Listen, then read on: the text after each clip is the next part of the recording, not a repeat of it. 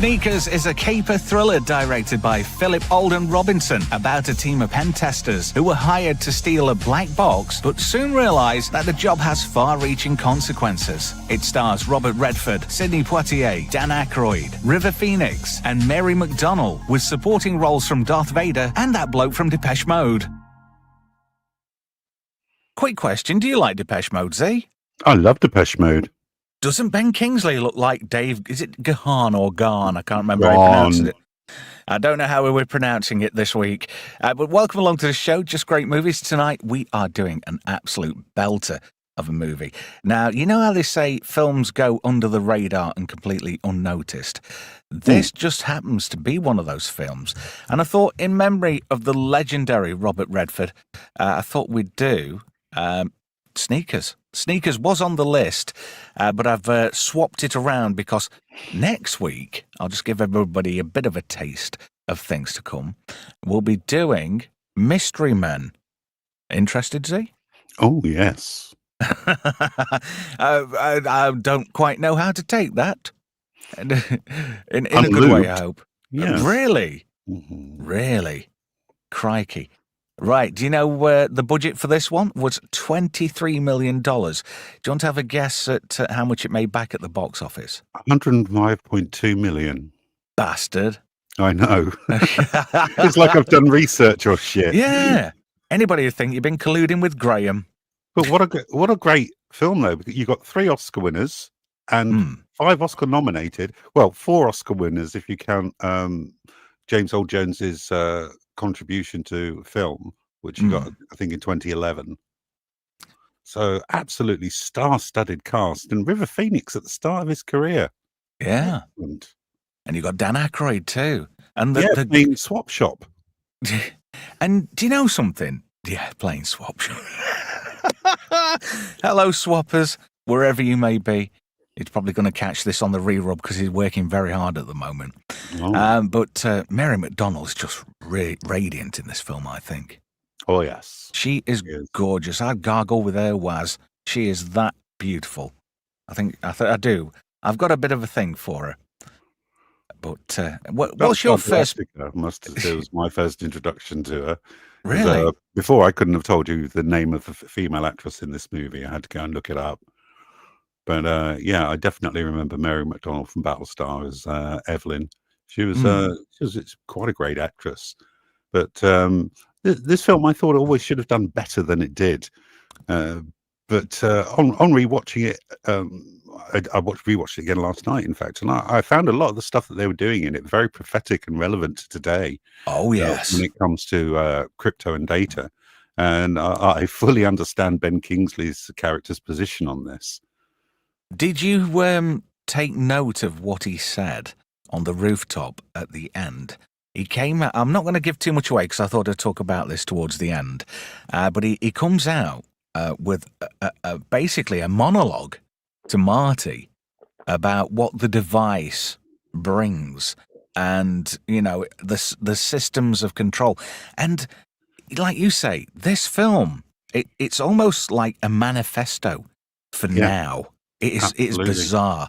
And you know how they say The Simpsons get things nail on the head and all that malarkey? Yeah. This film does it royally. Especially, it certainly does, yeah. You know, now that we live in an ever-increasing digital world. Just to quickly catch up with everybody in the chat. So, hello to Franco. Hello. Says he saw this for the first time yesterday. There we go. It was a good film. Set in Hill Valley, no less. Yeah. Same building. There. Yeah. Well, you know, the future. You've got to make use. It's a universal film, after all. And I'm glad you got a chance to watch it, Franco. It really is underrated. Hello to Paul Dutch Dicko, Gavin Blackburn. Brian's in there. Hello, Brian. Sword in the Storm. Oh, this always gets me. Snorter Poopus Cuba. There we go. We've discussed that name several times, in fact. So, hello to you. Destron's in there modding along with Brian. And I'm hoping I've not missed anybody. But there was a bit... Wirren of Bly as well. There was a bit... Hello, History. I have messaged you back, by the way. right? There was a bit of controversy in the chat a little bit earlier on because Franco wasn't first in the chat. What? Paul Dutch Dicko beat him to it this week. Holy crap. So well done to you. Maybe next time, Franco. There's always Friday. I don't know what I'm doing this Friday. I've left things a little bit open-ended because I was thinking about trying Thursday because there's no point talking about Peacemaker because it's just not going anywhere fast. It's absolute garbage. It is. And I thought, I don't really want to waste my time. And it's The Last Alien, which will be on Disney Plus from midnight tonight. So I thought after the show, I'd watch that and maybe do something Thursday. Would Thursday work out better for you, Z? Because it might very well do. Because people have mentioned to me on the sly that I'm underutilizing you and they think that I've kind of left you out. But what I want to clear up and clarify on stream now is that I work around your schedule. Do I or do I not?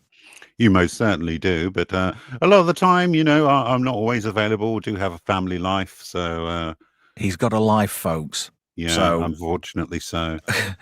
Yeah, and I like to work around that, and I respect people's boundaries. So when people say, "Oh, Trev, you're not doing yourself any favors, not having Z on enough," it's not a case of that. It's a case of I work around people's schedules. That's the be-all and end-all.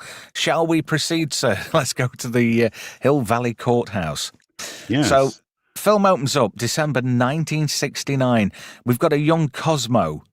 That always makes me chuckle, that. This guy actually does, if Ben Kingsley was younger, this is how I would imagine Ben Kingsley to look like. Yeah, same. Is a very good choice for the actor. Not so much the one who's playing Robert Redford's part, Martin. Because he looks like a Ted Gawley extra. And didn't this guy, I think I might have him confused. There's a guy who looks slightly like him, who was in Payback with Mel Gibson. And I'm thinking, is that the same guy? The one who keeps going, put the Roscoe down. I didn't know. I thought Roscoe was a guy from Dukes of Hazzard, but apparently it's slang for a shooter. So anyway, yeah, you're right. This guy does not look like Robert Redford. He does not. But the thing is, the really weird thing is they've got photos of Robert Redford from 1969. Just get somebody who looks a bit better. Yeah, you would have thought they'd have got somebody more adequate to the task. But I suppose when you're looking for somebody to play the younger version of an established character actor, like leading man at one point, you would have thought they would have made a wiser choice. But, like I say, it looks like a porn extra, doesn't he? More than anything. But this is the setup for the film. Cosmo and Martin Bryce. Cosmo and Marty. They sound like a puppet act, a bit like Cosmo and Dibs. Were they the Geordie ones? I can't remember. Cosmo and Dibs, yeah, from Big Breakfast. No, that was Zig and Zag, wasn't it? Oh, yes. Cosmo and Dibs. Cosmo and Dibs was the BBC Two morning school programmes puppets, if I remember right. Yes, I think you're right. I just used to wheel the TV in. I was a part of the AV group, so when the teacher needed a telly, I was their man.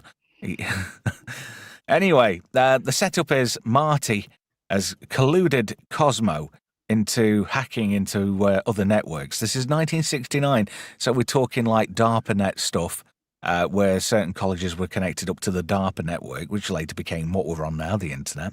Yeah. And they're stealing money from notable people at the time and moving money from... It's all very political.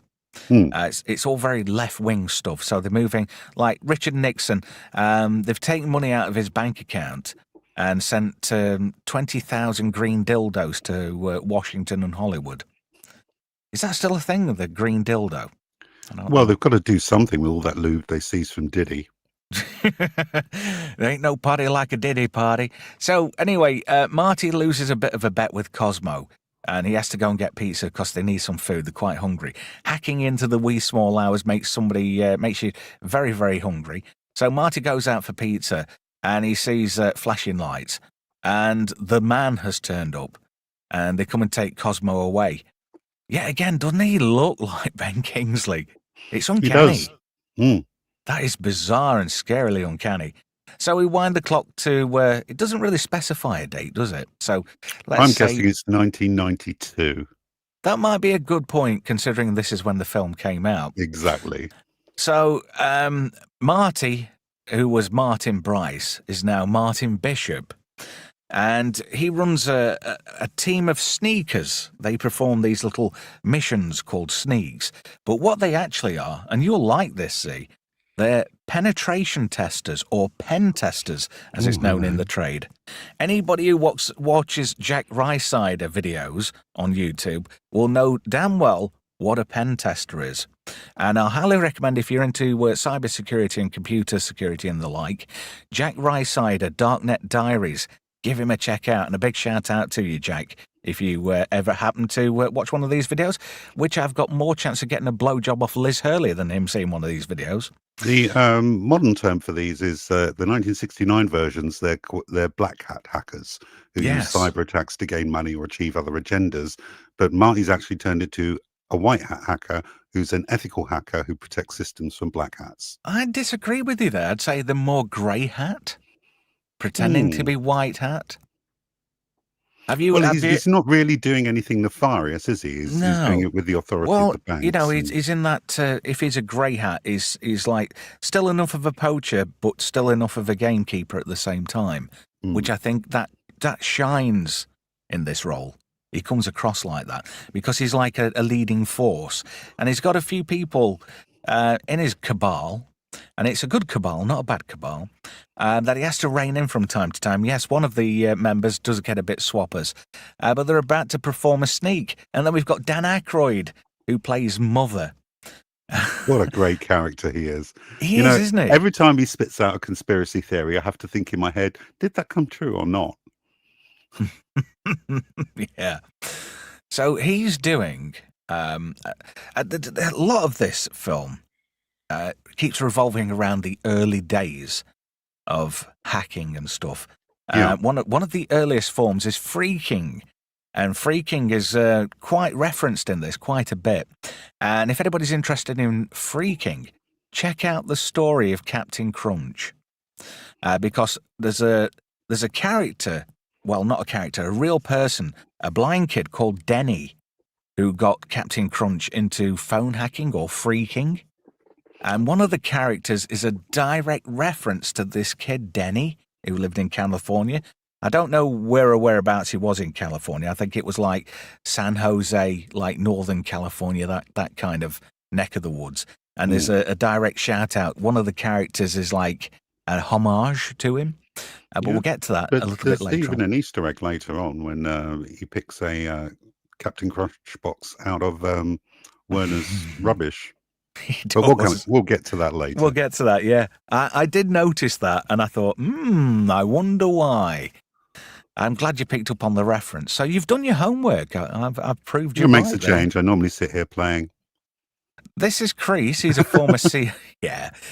Somebody did say to me on the sly, not mentioning anybody, Z'll be great if he's not fucking around on Doom. I don't play Doom. Ancient. I play Unreal Tournament 2004. On a server that still regularly gets 32 players. Nice. Nice. Quite I don't do that kind of gaming. I was talking to Swappers this afternoon, and he was saying, I found this thing. This would be ideal for your Mega Drive. He knows I'm still playing Mega Drive all these years on. So this is Crease, a former CIA operative, and it's a bit... there's a bit of an air of mystery as to why he left the CIA. And Mother's constantly riling. He winds him up all the time to the point where Crease is like borderline losing his shit. And there's a good reason he doesn't lose his shit, which we'll find out later. Now, I was talking about Denny, the kid who discovered how to get into Ma Bell's trunking system in the early 1970s. And he did that because he had perfect pitch. And he could whistle a 2600 kilohertz tone that opened the trunk lines. That's what gave everybody access to phone phreaking. That's why Captain Crunch was called Captain Crunch, because he found a whistle that was in Captain Crunch cereal from time to time. When they used to give out free gifts before people Yeah. started swallowing them and dying. Yeah. Fucking idiots. Kids got stupider as time passed on.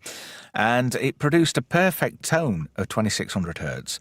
So people were getting these whistles and getting free phone calls. Now, this character, played by David Strathairn, is called Whistler in honour of Denny, the kid who got into the Marbell phone system. And I've got to say that David Strathairn plays a blind person very well. Doesn't he just? I thought he went above and beyond. Because really, his character, Whistler, there we go, that's the name, because he can whistle a perfect 2600 hertz tone. He's like the plucky comedy relief all the way through this film. And he just does it so well. If you notice there, he's got a braille version of a jizz mag. Yes, he's really good for the articles. Yeah. How would you even do that? Braille it and rub one out? I honestly don't know. I've been trying to think about it, not too deeply, and I just thought the logistics of it seem rather complicated. I think we'll move on. So anyway, Mother has got into the phone lines, and earlier on in a scene, Whistler was listening to a probe. Mother was probing these lines, and he could tell what was on a phone line just by the oscillation that it produced on a separate device, which I thought was quite good.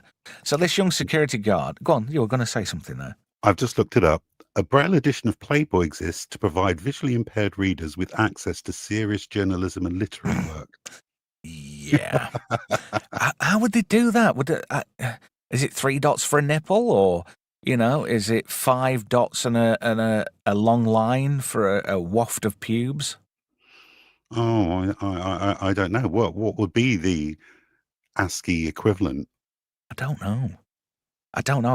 Again, the logistics of it all just are beyond me. Yeah. If there are any blind people in the chat, well, you obviously can't see what we're doing, but you can hear us. Yeah. You can get your Labrador to type for you. Gavin Blackburn says Echo the Dolphin was wank. Yes, it is wank. I feel the same about Golden Axe. Oh, that's travesty. So anyway, this alarm panel lights up just for a split second. Thank you, Melvin Deeply. He's chucked me a pot knacker fund. There's no noodle like a pot noodle. No, we prefer pot knacker, Melv. I don't understand why, but Restream have changed the super chat. When you put a super chat on the screen. Yes, they've changed it all. Made it a lot bigger. I've not noticed it. It was quite modest before, but I'm quite happy with that. That's good. I like that. Thank you, Melv. Well, I only hope that when they do super stickers, they actually show you the sticker now. Yeah, that'd be good, because Gavin Blackburn normally buys me one. And it'll only let me show that he's bought one. It won't actually show me what the sticker is, which I think's a bit shit, really. And it's an undervaluing service for my viewers. So anyway, let's carry on, because we're digressing. Not like us to do that, is it? Not at all. Do continue. So this pen test continues. Crease and Marty. I thought his name was Marty, like Marty Bum, the song by the Arctic Monkeys. Because Ben Kingsley doesn't quite pull the American accent off in places in this film, I noticed. No, he does not. So anyway, here's the target of the penetration test, Centurion Bank. And River Phoenix's character was putting on some camouflage. And Crease looks at him and he's like, "You're doing blackface." He was not impressed. Thank you, Gavin. I quite like that, because you got Sidney Poitier there, who's completely black. River Phoenix is blackface, and then Robert Redford just rocks up. Yeah. Completely white as a sheet. Yeah. Thank you, Gavin Blackburn. £1.49 for a super sticker.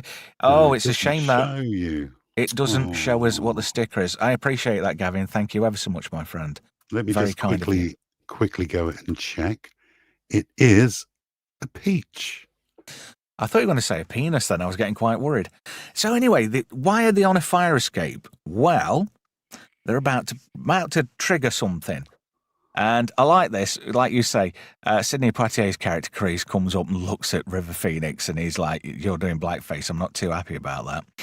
And like you said, Bryce just rocks up. So anyway, he looks at his watch, and I was quite impressed with his choice of watch. Do you know what brand of watch that is? And don't say a I Rolex. do not. It's a Tag Heuer. Very good watches. Over at price now. I've got one from 26 years ago, and I saved up long and hard for that. And I've still got it to this day. Fully automatic movement. And I've only ever had it serviced once. Great watches. So anyway, he's timed it perfectly. He hired a safety deposit box out. Obviously rigged it with some kind of device to let off smoke, a smoke bomb, which triggers the fire alarm system. Now, they were outside a fire escape. Now, this bank has a system whereby if the fire alarm is triggered, all the fire escapes open at the same time. Was that a nice cup of tea, Z? Finished the cup of tea. I'm now onto my icy beaner. Nice. Icy beaner. Is that iced Ribena? Iced Ribena. Nice. I like it. So anyway, fire escape opens, so they come in, and at the other end of the phone line isn't the alarm company, because if you notice that middle panel's kicking off. He's actually got through to Whistler. They've intercepted the phone conversation.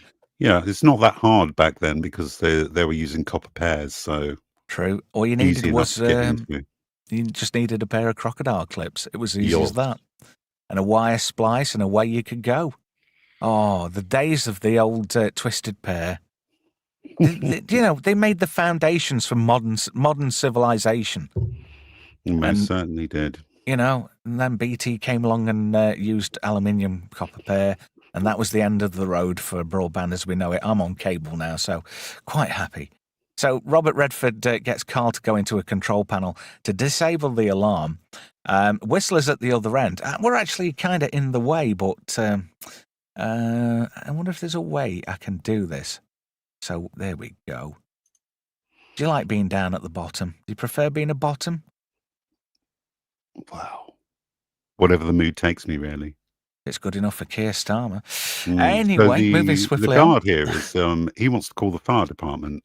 Mm. So it's up to Whistler to convince him not to. And he does a great bit. This is another thing that Kevin Mitnick was famous for. He was shit dealing with people in real life, but his skill level at social engineering over a phone. Fantastic. Yeah, brilliant. He was second to none. You'll be even to this day, I can ring up. I work for a large insurer. I won't tell you which one. No, don't give too much away. But occasionally, I need to obtain somebody's banking details so that I can pay their claim. And I just do it over the phone, and they instantly believe me. And the amount of times I've gained people's sort codes, account numbers, and account names is insurmountable. It's relatively easy. You just got to be confident and say the right things. Do you know that noodle vendor in Blade Runner got you summed up? He say you're a very dangerous man. I'm a very dangerous man. You're Blade Runner. Yeah, but back in the day, I used to be able to social engineer. It went over a phone line. Not so good with it with mobile devices, but when I was on an actual landline. Wow, I used to be able to rock that bitch like nobody's business. Oh, speaking of which, I did that exact same thing, social engineering, to get myself into, it was also in 1992, where me and a friend of mine decided to crash an event called MIPCON in Cannes, France. Ooh, yeah. So I pretended that I was a journalist for a magazine called Science Fiction World, which was due to release that year. And they absolutely believed it. When I got there, they didn't have any of my credentials present. So I'd already researched the organizers, and I told them who I spoke to, who was unavailable at that time. So they just printed off some badges and let us in. It was a really great thing. I got onto a yacht with Jules Holland for the I am sorry. Tube relaunch. He played for about an hour to 30 of us on this luxury yacht. Almost got to interview Arthur C. Clarke, but I decided against that. And the opportunity to gob on Hulk Hogan's head arose. But my friend advised me not to do that under any circumstances. Have you seen what Brian said in the chat? Welcome to Scamming Tips on the Trev Retro Show. Just great movies in association with fraud. No, we're not into that. It just goes to prove how easy it actually is. Do you know, in certain circumstances, I think that is a survival technique. I think if you might not necessarily. I mean, I am shit in real life with people, but doing this or put me on a phone line or behind a microphone, this is my play yard. This is my Mexico, hombre. So anyway, Whistler social engineers the hell out of this guy, and then they've all got the all clear. So Kreese and Marty basically create a bank account for themselves, a proxy account, and put themselves $100,000 into an account. Next day, Marty goes into the bank, withdraws all his money. You can't do that now. You can't go into a bank and withdraw your own money out of a bank, even though it's your own fucking money. I was actually reading an article about somebody who tried to withdraw $2,500 from Santander to buy his son a motorcycle, and they wanted proof that this motorcycle exists, like a invoice or receipt. But you can't actually have that until you've actually bought the bloody thing. Yeah, how does that work? It's getting quite ridiculous. And if Keir Starmer goes ahead with his digital ID, we're all screwed. Central bank digital currency. It's going to be the worst thing to ever happen to us in this country. Absolutely. And I hope there's civil disobedience, because I will fight tooth. They'll have to fucking write my name down of consent in my own blood before I agree to it. Now, if you notice, I don't want to, fucking don't want to get political at all, but I just want to say this, right? Certain things are done in such a way to create a problem where they offer a solution, and everybody has to sign up to that solution. And, like, we're doing it to stop illegal immigration. No, they're not. Think of the children. They are actively endorsing illegal immigration. There's been successive governments. They haven't stopped it. It's all been forced by the UN and the WEF. If you go back, there's a UN migration compact that was signed in, was it Morocco, if I remember right? And they've all agreed to this. This is all by design. Just don't look up the clergy plan, because people will offer you the Swappers brand tinfoil. If you use the discount code at the checkout of Swappers10, you'll get 10% discount off your first order. I just thought I'd chuck We should that have in really there. wore tinfoil hats for this stream, Trev. Yeah, I never thought about that, Z, to be fair. I've dropped the ball there. So he closes his account saying he doesn't feel as though his money's safe in this bank. So he walks straight past the security guard, straight upstairs to the bank executives, and tells them there's severe failings in your protection system. And he chucks the $100,000 out on a desk. And then he goes downstairs to get his check. And do you remember what the woman said to Martin Bryce when he took the check? No. He says, it's a living, and she says, not a very good one. So he got paid a pittance for the pen test. So as he's walking out of the bank, somebody's watching him. Somebody with a dodgy ginger tash. Have you got a dodgy ginger tash at all there? No, I do have ginger in my tash due to the Irish in me. But what's his name? It's not Keith, is it? Or Trevor? No. Sorry. It's my brothers. Stop it. Sorry. No, well, you know, I just thought I'd get that in there. Do you know who this tash belongs to? Timothy Busfield. The name doesn't ring a bell. Does it not? Have you seen Revenge of the Nerds? No. Oh. Well, he plays Poindexter in Revenge of the Nerds. He was also in that, oh, God, was it 30-something? A TV show that was sort of popular at the back end of the 80s? No, I never watched that either. Really? It was on Channel 4. So we're introduced to Carl, who got himself in a bit of bother by changing his grades at school, to which the sneakers actually caught him out in the act and gave him a job because he got expelled for hacking. He couldn't go on to college. Yeah, I mean, you get to find out that Martin's team is entirely composed of rejects and criminals. Yeah, they're a bit like the Raggy Dolls, aren't they? But the hacking variant of. Well, I would have said more like the play school toys. So he says, we've got clients. He says, what kind of clients? It's expensive shoes. So he quickly does his tie back up. And he meets these two guys in the conference room. Isn't that the guy who played Jonathan Clark in The New Adventures of Lois and Superman? Could be. I'm sure he was. I haven't looked up the history on all of them. But he was quite a regular character actor towards the back end of the 80s. I can't remember his name offhand. But he just looks one mean motherfucker. Anyway, he starts bandying information around about the sneakers. And he says, oh, you've got Mother. Sent to jail for breaking and entering. Yeah, but he's really good at what he does. Doesn't he remind... I know this just sounds so obvious, but doesn't he remind you heavily of the character he played in Spies Like Us? Wouldn't it be great if that was actually him? It would have been a great Easter egg if it were.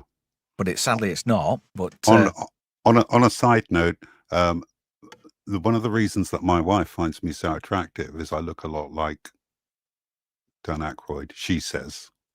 Really? Yeah. I don't see it myself, but you know. Huh. Well, there's got to be something there, I suppose. So if you imagine Dan Aykroyd as he is here, but completely bald and with a goatee beard, that's effectively me. I can't imagine you being bald. Oh, yeah. It started going ages ago. So I shaved it off in my late 30s. Ah. Luckily for me, I've still got a full head of hair. It's just very grey. You bastard! I know. Oh, what's this? Yes, he was Clark's dad. I knew I recognised him. Thank you, Franco. I will catch up with the chat at some point, but I'm having a blast here. Oh, hang on a minute. We've got another one of those cute named usernames in the chat. I know who that is. Hello, Jeffrey. How are you? So anyway. It's that elite finger king. Yeah, so he's running through the cast members. He's also, you've also got Wessler as well, indicted for phone fraud. Oh yeah, well he only did it by mistake, and the guy says 62 times. So he's got done for wire fraud. And then you've got Crease, who's a former CIA. Why did he leave the CIA? Well, nobody knows. We get to find out later though. Is it because I'm black? No, it's not because you're black. But he always dresses smart, like a CIA operative, doesn't he? An officer, an agent. That's the word I'm looking for. Ever the professional. So we never really get to find out who these two guys are. Not this guy, but the other guy's called Wallace. But Timothy Busfield, I've always seen him play like nerdy losers who always get crapped on from a great height. But it's nice to see him playing this sly bastard. And he does it so well. Atom Gray's made a comment in the chat. I'm not putting it up on the screen. I don't want Echelon picking it up. So basically these guys say, well, whatever, Martin, Bryce. So they essentially blackmail him. I'm going to have to move. I'm going to have to move us around again. I'm sorry about this. That's okay. So, and these guys actually introduce themselves as the NSA, don't they? Yeah. Which is total horseshit. They want them on board because they can do things that the NSA can't. Brian for £5, who's wrenched, of course, says Spies Like Us. Future movie for Just Great Movies. Any interest? It'll have to be in the new year, my friend.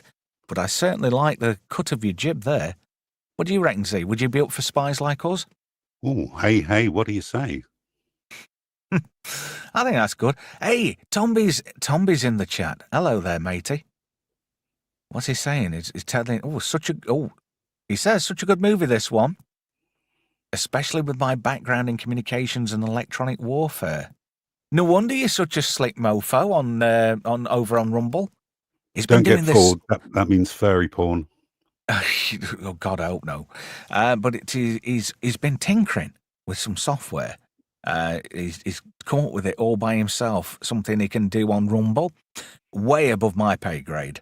You know, I'm clever, but I'm not.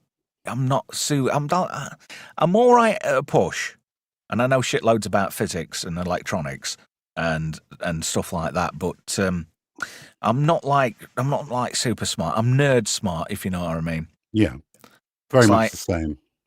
I'm very good in a pub quiz if the relevant questions come up.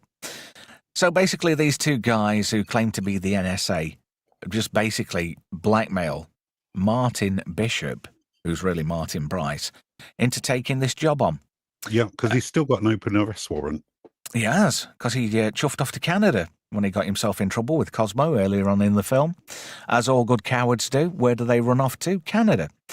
So he pulls up to this building, and there's a guy outside, and he's like, hey, 10p for a cuppa, I'll be your best mate.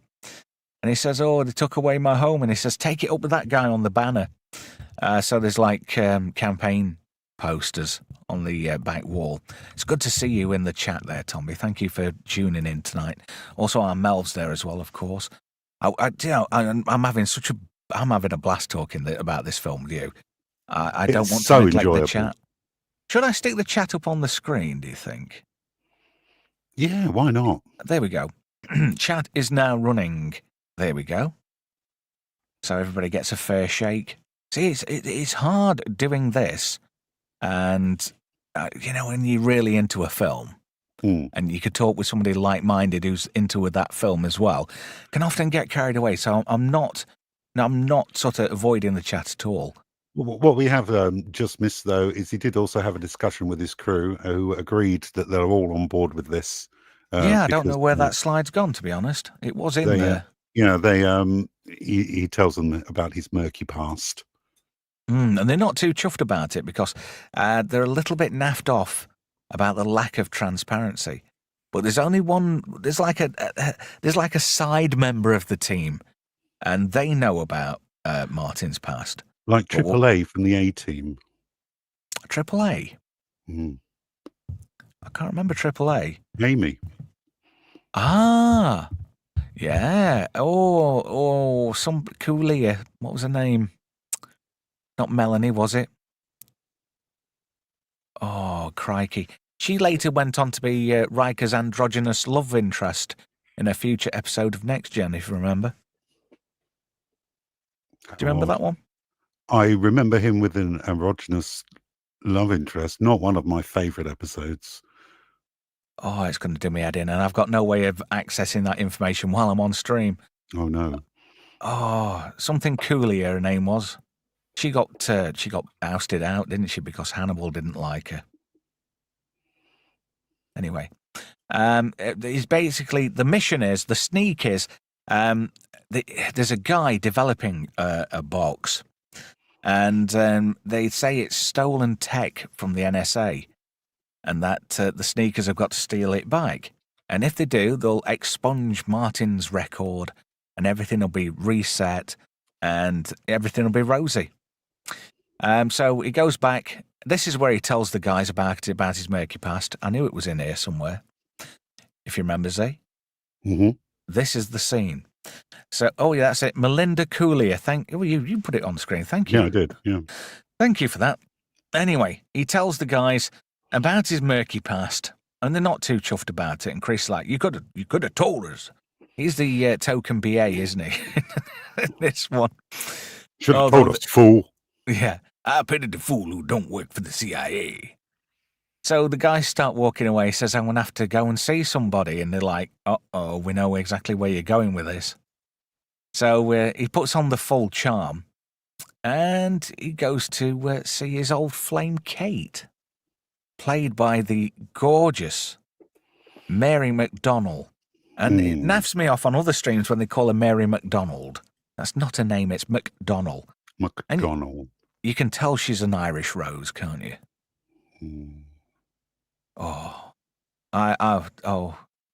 She floats my boat immensely. Anyway, she's a music teacher at a prestigious school, but she's also highly intelligent. Tomby says she's lovely. She is lovely. She is indeed.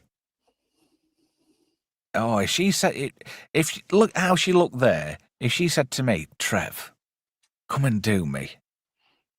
Is that because it looks like she's got a bondage collar on? No, I didn't look. I mean, I did look at that, but I didn't perceive it in that way. You know? Well, that's just my porn-addled circuits. Well, yeah. Anyway. Oh, dear, you've not got any bantha lube dripping into places unknown, have you? Causing a bit of a short circuit and a meltdown and a malfunction. I have 3 crates of it in my bedroom. Nice. Just in case. So anyway, Kate's like the side member, and he gets her on to coming out. He wants to go to a seminar to visit this Dr. Janek and his little device. And as soon as she goes out the room, Bryce is like, well, Marty, hey, Marty. He does that like, yes, for the win. So this is, I don't know, he's a doctor, he's not a professor. But basically he's come up with an algorithm that can decrypt any algorithm that it comes into contact with. So it's like the master key. It's almost like the Colossus up against the Enigma. Mm. And do you know who's playing Gunter Janek? I didn't look, but he kind of looks like Randy Quaid, but he's not Randy Quaid. No, it's Donal Logue, who played Harvey Bullock in the TV series Gotham. It's his first credited role. Now you've said it, I can't unsee it. But it does look like he's got something on his lip, although it's a projector. Hey, you know, remember all those old projectors we used to have at school? Yeah, overhead prison. projectors. Yeah. You don't see them anywhere now, not even second-hand anyway. I think they would have been fantastic to have. What would you do with it? Or draw knobs on cellophane. What, and project them on government buildings? I'd project them on the house across the road from me because the couple that live there are knobs. Proper knobs. Well, they probably deserve it. They do. They're very outspoken, and they're very well connected politically. That's all I'm prepared to say at this point. So anyway, he's come up with this amazingly long algorithm, what can decrypt everything thrown at it. And Kate and Marty are like sort of chatting. They're kind of playing a little bit of footsie with each other, but you know, they're alluding to things. You know, they're like getting at things. But he's still wet through with Kate. He loves her. And what's not to love? And thinking on about what you were saying about Battlestar Galactica before, I think Ronald D. Moore did a fantastic bit of casting there. Because she started off really sort of unknowing and not quite, you know, she was thrown in at the deep end. Well, she was a president whose world has just been destroyed, and she was the only surviving member of the cabinet, wasn't she? She was the Secretary for Education, if I remember right. Originally. Yeah. And I've got a name wrong. It's not Kate, it's Liz. So where the fuck I've got Kate from is far beyond me. But she plays the role fantastically well. Franco says, hey to you, Z3PO. Hello there. And what Janek's actually talking about there is actually correct. It's like the RSA algorithm, which is a public key crypto system for secure data transmission and digital signatures. And the security rests in mathematical difficulty of factoring the product of 2 large prime numbers. So what he's saying there is almost technically correct. PGP, if you know, you know. Do you know, I was doing PGP a long time ago, and people just didn't get it. So, you know, I had to send stuff to certain people in the clear. Not that I was sending anything nefarious, of course. So after... What? I wasn't. Sorry, one of the chat names. Oh, Fancier. Fancier Bum. Yeah. Yes. Hello, Fancier Bum. I know who that is. I've got a fair sneaking suspicion who that is. So anyway, the after party. This guy takes interest in Marty. And it's a lovable, foolish Russian former spy turned attaché stroke diplomat. And I forgot his name now. Gregor, it's Gregor, isn't it? But they call him Greg. And he sees Marty and he's wet through and he says, is that Liz? And he goes to give Liz a cuddle. Cheeky feel of her arse cheek as well. And he look at he just, imagine that. That is like, you know, you couldn't get Brent Spiner for Mr. Data. but you got a guy who could well be like an older version of Mr. Data. Wouldn't it have been funnier in Next Gen if he'd have played Mr. Data? Oh, he could have played Noonan's song. Hey, yeah. I mean, it does feature Brent Spiner like an older version of. Mm. I This like guy that. would have required less makeup. Possibly. So Janek gets pulled to one side by this rather bit of nice totty from the Czechoslovakian Republic, even if it was a republic. Was it? I don't know. Anyway, the sneakers have got a perch on Janek's office, and they're doing a bit of surveillance, and then she comes in and, it all gets a bit carry on, doesn't it, at this point? It does, doesn't it? I mean, she gets a bat. Well, she don't get her baps out, but we're close to it. Almost, and she's got a cracking set on her, I'll tell you that much. But he's more interested in messing with his computer. He wants to get on AOL. He's into a certain chat room. Can you remember the chat rooms on AOL back in the day? No, I was on CompuServe at the time. Oh, well. The enemy. I used to keep doing the AOL thing for the free trial. I got that many discs. People used to go, what's a disc here? Every single computer magazine had either an AOL or a CompuServe disc on the front cover. Yeah. They really pushed for you to get online back in the 90s. Yeah, so I just kept skirting around it and never actually paying. So I got internet for a fair long time till I discovered Force 9. And I went with them on my then new and swift 28.8 modem. Oh, wow. The speed. I had one of those US robotics. Oh, I miss that. I miss that. Do you? I do. I just love the dial-up sound. So anyway, the sneakers are looking at video footage of Janek's keyboard to try and retrieve his password, which they more or less do. They enhance things a little bit. And then they say, well, hang on a minute, why has he got all this stuff? And he's got a crappy old answer machine when it's nowhere near his phone. So they kind of focus in on that, and that looks quite interesting.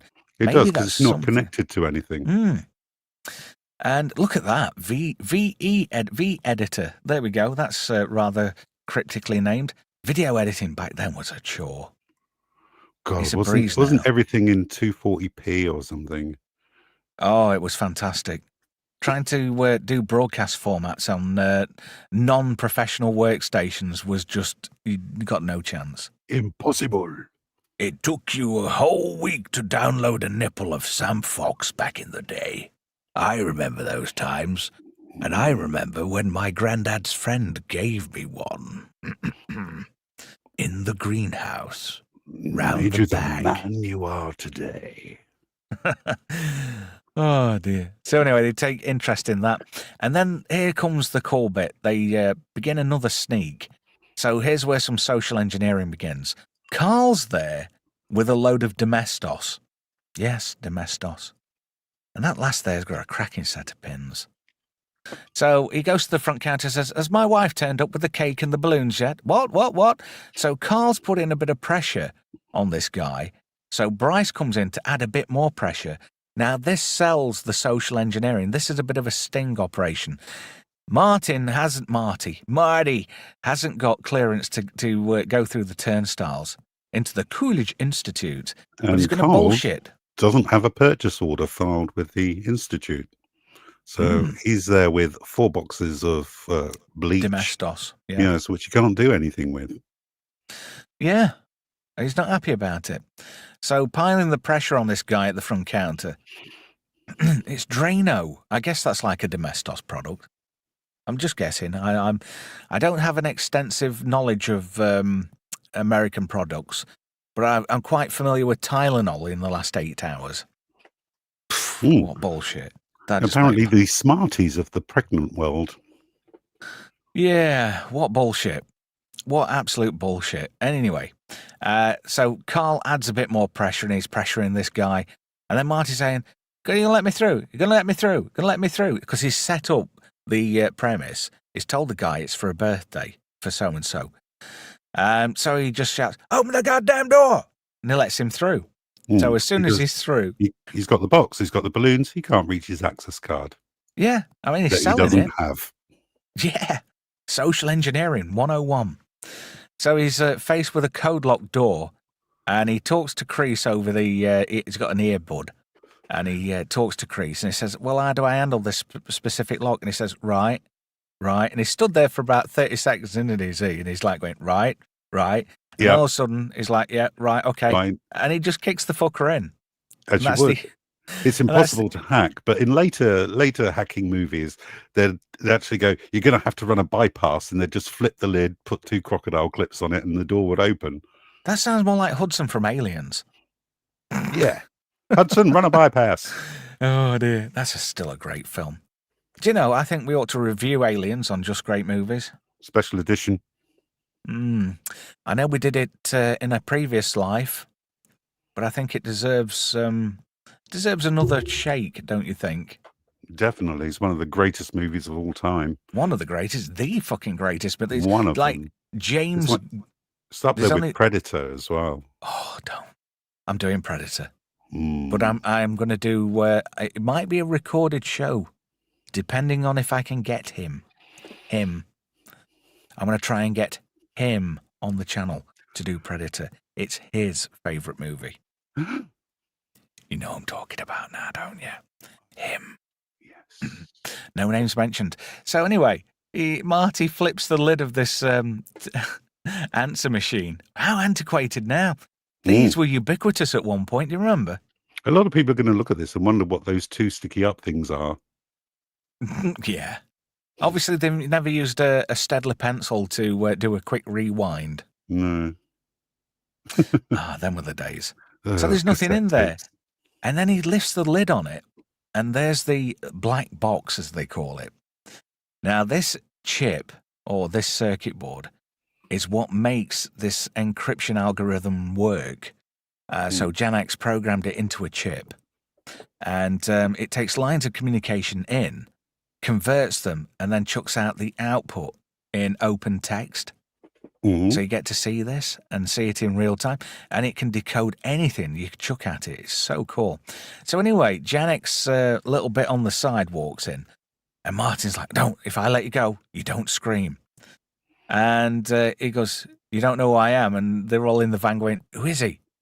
They don't know. So Kreese says, is it Kreese or Whistler says, "Oh, you're a private investigator." Yeah, it's Whistler. So Whistler says, "Yeah, you're a private investigator." And he starts filling in backstory for him, and as he's going, it's complete bollocks. It's the biggest load of bullshit, isn't it? Literally winging it, and she's swallowing every single drop. Well, Janek does say she swallows. Anyway, he convinces her that he's working on the behalf of Mrs. Janek. There is no Mrs. Janek. Oh, well, who paid for your little flirty excursion in Mexico? Oh, you know what I mean? So he sells it because he's been privy to a conversation. So yet again, this whole film will raise questions about personal privacy. How far is too far in gathering information, and what are you going to do with that information? So I love some of the bollocks they spit out. That she's like got vast real estate holdings, shopping Montreal, malls, 2 shopping malls, farms and banks, all in Montreal. Really piling it up, and she believes every single word. I would have just called security. A lovely city is Montreal, in the great state of Quebec in Canada. You can't beat Alberta. If you're going to Canada, Alberta and British... Alberta is like the greatest place on earth for me. Next is British Columbia. But I'm an ex-Canadian, so moving swiftly on. Yeah, he feeds her a load of horse shit. And he says, "Oh, you must forgive him." And he says, Whistler says, "You've got to give him head." That made me proper. He almost says that as well, doesn't he? Yeah, he goes, and he holds off, doesn't he? And then they're all snotting it, Van. Even Kreese is snotting away at it. I love it. David Strathairn is so underrated in this movie. He does it so good, and people go. In fact, he's got the only scene in the movie that made me laugh out loud when I watched it yesterday. Was it when he crashes in the van later? Yeah. When that face he pulls. Yes. Don't worry, I have got a screenshot of that very scene just for you, so we can have a laugh about that a little bit later on. Oh, I'm loving doing this. This is such a great film. And if you don't know who David Strathairn he's a great character actor. He was in The Bourne Supremacy, if I remember right. He was also LA in that... Confidential. What was that program? Is it Mutant X he was in? Or something like that, like an X-Men type show, and he was in that, and he played like a professor. Oh God, what was it? Somebody in the chat, please do tell me. You will come up with this before I do. What's this? Elite Finger King. Did Trev choose the movie to review next week? Because I need to watch the movie first from now on. Yeah, I have. What you should do, Trev, is put up the forthcoming movies on the community page on YouTube. Do you know, that's not a bad idea, but I did do a banner to play at the end of the show. So I'll leave this running for a little while. This is what's happening next week. I did prepare. So after the you must give him head statement, they have a little party because they've secured this box. Chris is having a dance away with Liz. Liz has got some moves in this scene. She can shake her ass when she needs to. So they have a game of Scrabble. And Bryce, why didn't I spin that round? Oh, that's right, because it wouldn't be in context with the film. There you go, guys. That's a taste of things to come next week. I really must start doing those them video things again. So I quite enjoyed doing those. What video things? When I used to do like what next week, when I used to do the next week bits at the end. Ah, like a bumper for the next show. Yeah. I mean, I do include it, but I used to do like a proper video out. But it's just time, I've got quite good at DaVinci now. Good job I sold all my expensive toys to pay for a speed editor and a full license. It's cheaper to buy one of their keyboards than it is to buy the software, because you get the software free with the keyboard. But I'll never get that outboard gear back and that radio back I had to sell to get it. But, when you make sacrifices. So anyway, there's mention of a thing called C-Tech Astronomy. I forgot to mention that. When these two fake NSA guys came and approached the sneakers. And he thought, hang on a minute. He makes the word up, C-Tech Astronomy.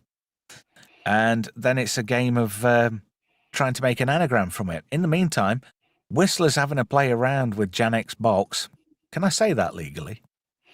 Is it after 9 o'clock? Yeah, it's after 9 o'clock. Yeah. Would you ever dabble? They had to add swear words to this movie to give it a more adult feel to it. So there's not many wrong words at all. Film. There's maybe a shit and a bit of an odd bugger here and there, but nothing more than that.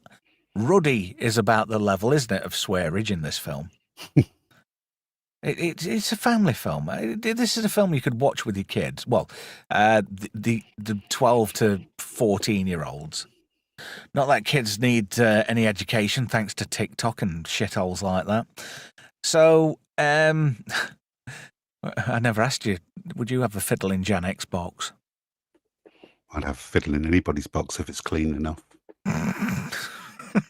Domestic. They got plenty of Drano out in the front. So Whistler's having a fiddle. Whistler's having a fiddle. Oh, that'll make a good clip for you too, wouldn't it?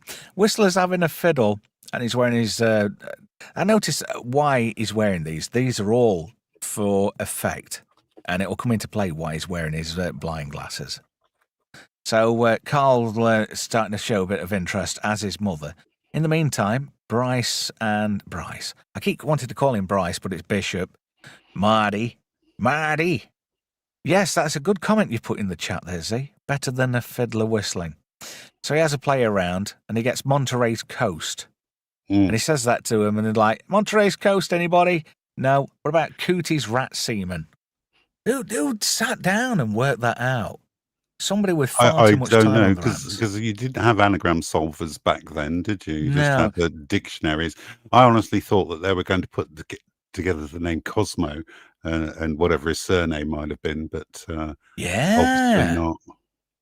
Yeah, you could you could have Scooty Rat Seaman. or Cootie Ratmen. There we go. So they come to the conclusion that it's too many, and then woof, they get hit on this box. And this is why Whistler's wearing his blindy glasses. Because all of a sudden, instead of like 2 lines of hexadecimal, I think it was 2 lines of 8. No, 2 lines of 4 characters of hexadecimal. And then all of a sudden he gets this. It's like somebody's done a ROM dump. If anybody's ever done a ROM dump. And he actually hears the frequency of the screen changing as it dumps the information there. And he can feel it on his, he's got a direct screen braille reader. He's got his braille reader as well, but amazing. So all this information scrolls down on the screen. So they decide to start doing a bit of hacking, and they start dialing into other systems because Carl's got a little black book. So we get a screen of gibberish, and then at the touch of the correct pin in Janek's box, I like how it doesn't actually need a voltage source to work. I thought that was quite novel. How you can self-generate electrons to make a current. There we go. So anyway, they get into this the Federal Reserve transfer system, and it decodes straight away, because it was heavily encrypted, and they could start mucking about. The look on Mother's face there. Yeah. That is Ray Stantz. That's the Ray Stantz look, isn't it? It's like they've hit the mother lode. Yeah. This kind of looks like the face he pulled in the Phantasm blowjob scene in Ghostbusters. What never... Did you know the scene I mean in Ghostbusters? I know exactly the scene you mean, yes. And then he goes boz-eyed. when his belt comes off. I wonder who that lady was. I wonder if that was his Mrs. Donna Dixon. Because she was in Spies Like Us with him. Oh, God, what was his name in that? Not Felga Carb. Oh, God. That's going to bug me. It's on the... Felga Carb was bullshit in Battlestar Galactica, wasn't it, if I remember right? Dan Aykroyd played Austin Milbarge. That's it. It's not Felga Carb at all. Although, to be these kind of guys, you need to be well-versed in Felga Carb. I miss that saying. We ought to bring Felga Carb back. That'd be a good surname, wouldn't it? Fake surname. Like Matt Felga Carb.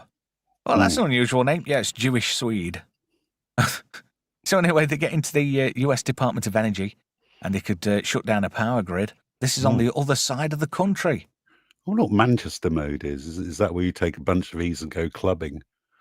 That sounds like a shit-hot idea to me. I know, right?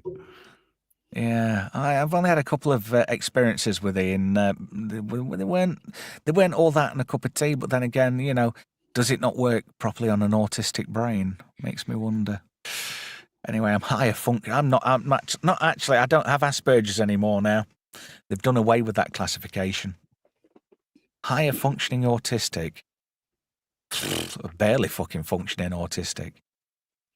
So anyway, Marty and Liz sort of like say, this is a bit wrong what you're doing now. Because they had the option there to crash a couple of... The Whistler says, should we crash a couple of jetliners? No. So it's like, pull the plug. So when they've realised they have got the most dangerous device on the planet. It is the box. It's the device to end all encryption, basically. Keir Starmer would love this for Christmas. Imagine you get that in a cracker, because he can afford posh crackers. He certainly can afford Ukrainian rent boys, so I'm sure he can afford expensive crackers at Crimbo, don't you think? Allegedly. I did say allegedly. Allegedly. 3 of them. They must be good. He had them in a thrice. I wonder if he had a fuck train. Or maybe he just did some mild docking. What do you think? Keir? No, he's definitely a power bottom. I can imagine. So next day, Bryce Mardy, or Bishop, whatever you want to call him. See, this is the thing. He's still Marty, whatever. But Marty, it's just that whole, when Depeche Mode calls him Mardy. So he meets up with Wallace and t'other guy. I'm going to look up who Timothy Busfield played. Dick Gordon, that was it. he had to be. We had to get a dick in somewhere, don't you think? Well, he's introduced as Richard, but Marty calls him Dick. Yeah, Dick Gordon. Sounds almost like a superhero pseudonym, don't you think? I said, don't you think 3 or 4 times now? What I'm getting in the to be fair. So anyway, Crease looks down at the paper, which was on the passenger seat, what they'd not actually read while they were in the car. And it says, mathematician killed, murder, arson suspected. So there's Dr. Gunter Janek. He's dead. So that's mysterious. How did that happen, I wonder? So Crease is like, right, it says, Marty, I think you need to come and take a phone call. It's your mother. You know, emphasis on the mother. So he's like, oh, I'll be there in a minute, don't worry. Because Marty's more interested in getting the check. So Dick and Wallace start looking a bit, what the fuck? They know what's going off. So he says, I've got to take this call. She is rather old. A bit like J.R. Hartley. I never got a copy of Fly Fishing. Would you read that, Z? Are you a fisherman's friend? I can't stand them. Have you ever sucked on one? No. Well, yes. I sucked on one twice.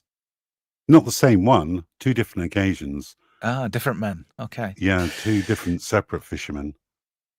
One saltwater, the other was freshwater. For those of you that don't know, a fisherman's friend is a throat lozenge, and they taste like nothing on earth. The only thing I could describe it tasting like is camel feces. You wouldn't want it in your mouth. I've never tried camel feces, so I honestly have no comparison. No, that's the only thing. They are absolutely revolting. They are. So that's the most bizarre, disgusting thing I could think of offhand, what you could have in your mouth. Somebody sat down and went, I'm going to create the worst taste in the world. Can you remember Zoobs or Zunes, or I can't remember what they were called, Zoobs or Zunes? Zoobs, I think. Zoobs were yogurts. No, they were in like a really nice cough sweet, but they took them off the market because if you had too many, you'd have a heart attack. Oh, jolly D. Maybe it was a northern thing. Right, test your knowledge of the Bay Area. Which Bay Area bridge is this? You've got 1 in 4 chance of being completely fucking wrong. Any ideas? No, I couldn't tell you any of the bridges in the Bay Area. Well, there's the Oakland Bridge, there's the Bay Bridge, and there's the Golden Gate Bridge, and then there's the other bridge, and I ain't got a fucking clue which bridge this is. I just thought you might know. No, it's a bridge. Yeah. I can't name bridges. My knowledge does not extend to that. Do you know what type of car that is? And don't say it's one with 4 wheels. No, what brand? It's an orange car. It's a Volkswagen, I think. Yeah, it looks like a Volkswagen. Not like somebody of that era and that ilk to be driving a Volkswagen. He was driving an original Volkswagen van in the beginning, if you remember. It was covered in snow. Do you think they had a tie-in? I don't know. Maybe. You never know. So Crease makes Marty aware of what's gone off.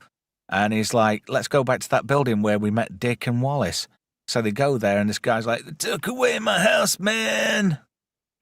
And then Crease gets on the phone when he gets back to base. And it turns out that these guys have never worked for the NSA as such. I just looked it up. It's a Volkswagen Carmen Ghia convertible. There you go. And it's the same vehicle driven by Mike Myers in So I Married an Axe Murderer. When you said Mike Myers, I get Michael Myers going through my head. Good old Kirk mask. So Crease does a bit of digging and comes up with bad news.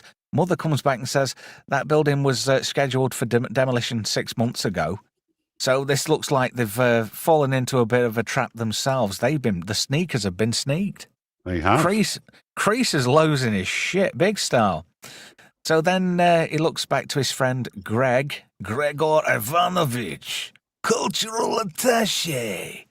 You can't get more Russian than that, really. And he works for the consulate general. So he goes to meet up at this performance, and I took this photo specifically because you know what he's thinking. I'm going to do you in the back doors tonight, baby. Oh, yeah. Oh, Annie, I sold your mom. Now I'm going to bum this space hooker. Yeah. Sorry. I can't. Which version of Phantom Menace were you watching? I don't know. I watched The Phantomed Menace. Okay. And Darth Maul had a double-ended dildo lightsaber. I think you might have downloaded the wrong movie. I think so.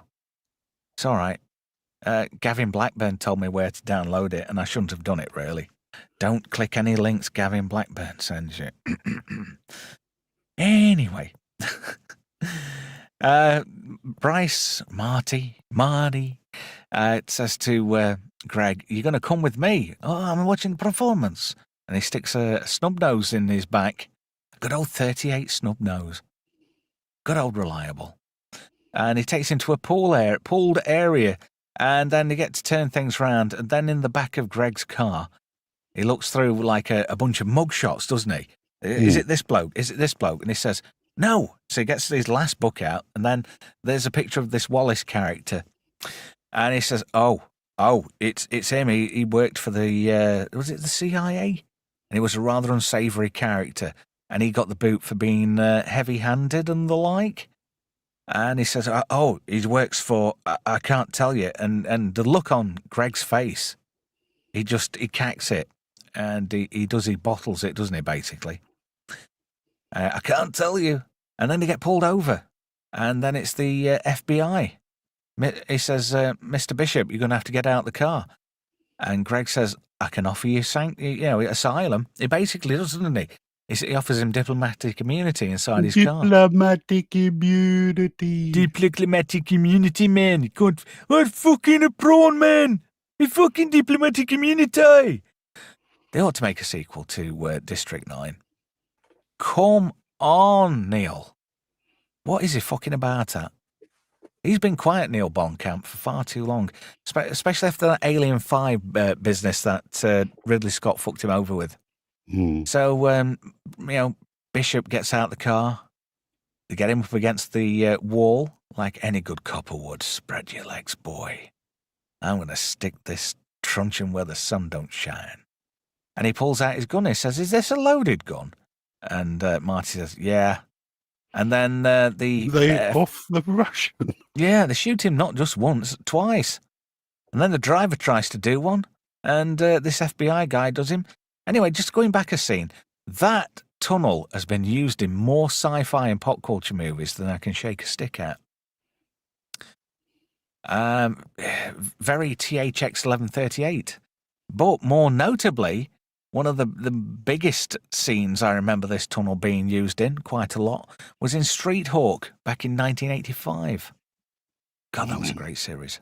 Incredible speeds of up to 300 miles an hour. The man, the machine, Street Hawk. Typical American. That was just proper Americana.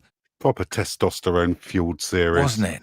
Jesse Mack, Rex Smith, went on to have a very large family. He's got 6 kids by 3 different women.